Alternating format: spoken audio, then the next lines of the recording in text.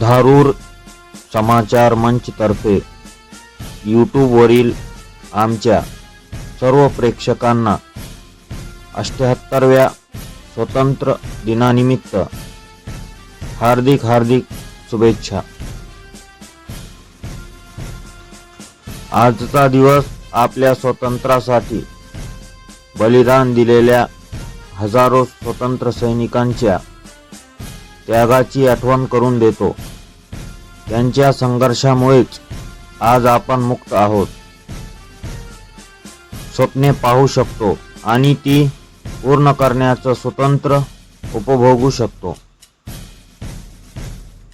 या पवित्र दिवशी आपण आपल्या देशासाठी निष्ठा, प्रामाणिकपणा आणि एकतेची शपथ घेऊया।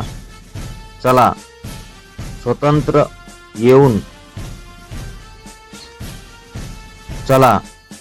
एकत्र येऊन भारताला प्रगतीच्या शिखरावर नेऊया।